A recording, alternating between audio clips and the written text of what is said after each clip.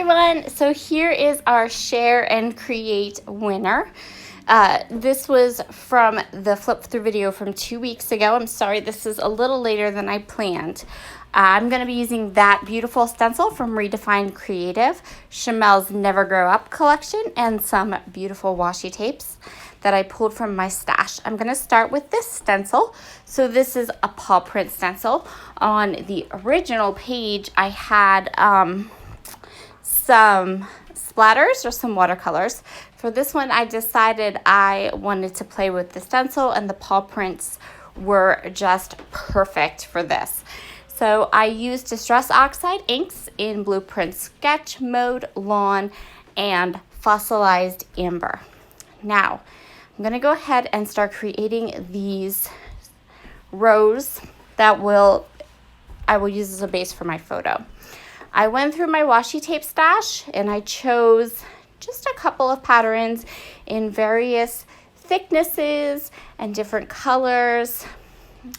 And what I'm doing is I'm just cutting the edge at a ribbon cut, exactly the way that I cut those two other pieces of paper. The paper are just branding strips from different patterns in the collection, the Never Grow Up collection. So I have some wood grain washi and I have some gray kind of neutral washi. I have a really thin green washi tape and some different ones there. If it would, excuse me, I had a bit of a tickle in my throat. I had to go get some water. So I'm just going to continue on here, adding all these washi tapes. I'm going to use this thick stripey one at the top and the bottom. My reason for adding this thicker kind of stripey one is because I want to be able to add all the colors into the rest of this layout.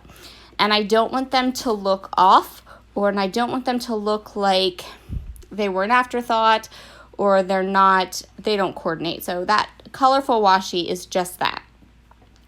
I did go ahead before I started matting my photo, which I'm doing now. I went ahead and added a bit of washi, same colors up at the top. And now I'm going to get together my mats.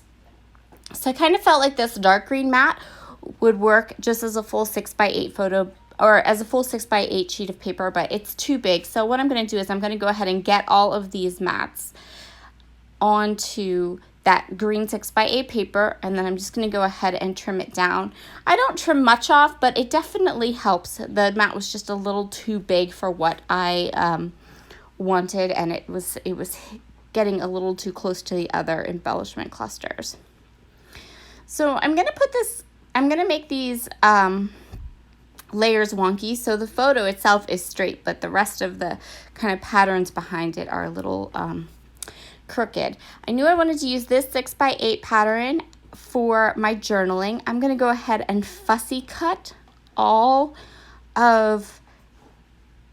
going to fussy cut two or three of these little speech bubbles. I'm going to use them for my journaling. These are going to be perfect because they give me a nice line to write on. After I start to do my journaling, I do need a third one, which didn't surprise me because I knew that I had a lot of journaling to write. So I started by fussy cutting 3 of these, 2 for the journaling and then 1 for a date stamp. But as I started writing the journaling, I needed more journaling.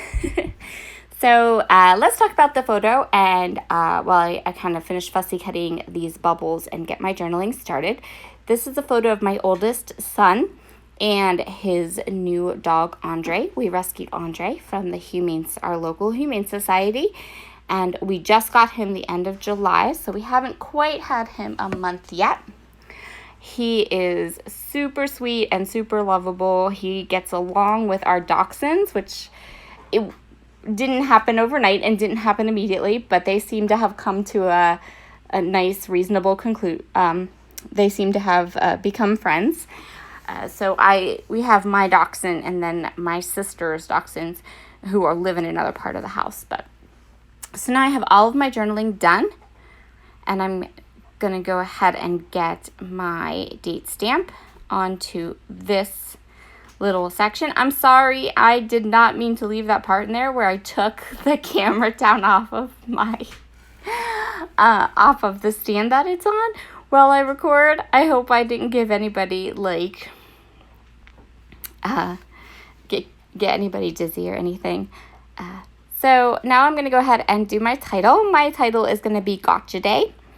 And because this was the first day, this was right the day after the day we brought Andre home, we immediately gave him a bath. And then I went ahead and grabbed that photo there.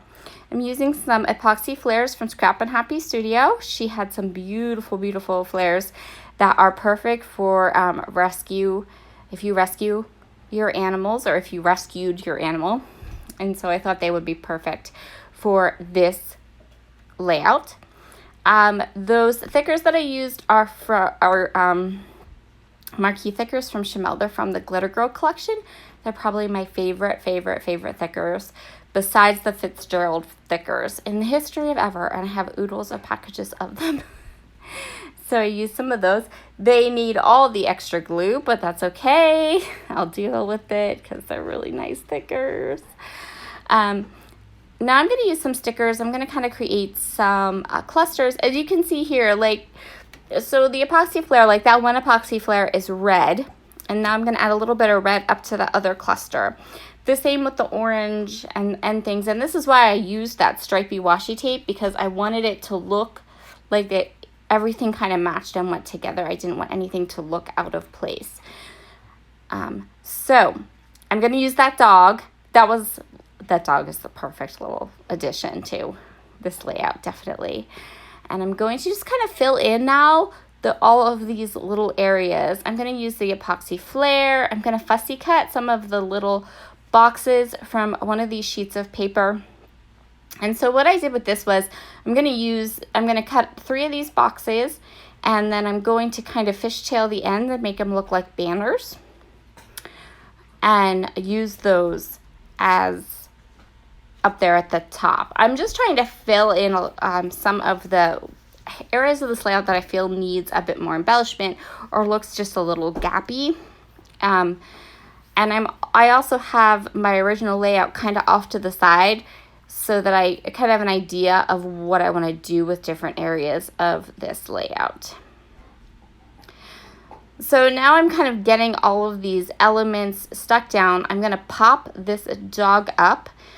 He's the biggest embellishment on my page, and so I want to give him some foam tape and have him kind of front and center there.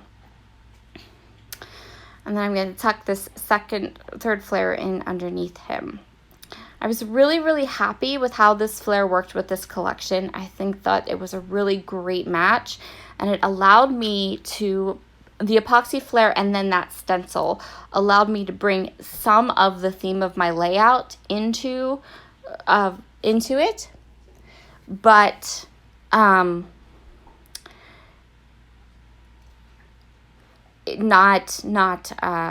make it overwhelming, not make it too themey. So I'm just gonna add. I think I finished. Did I finish this? No, I think there's like 2 left. 2 little random stars. Oh well. Okay, that is going to be our share and create for this month. I'll see you again next month for another share, and then we're going to create a layout based on one of my older ones.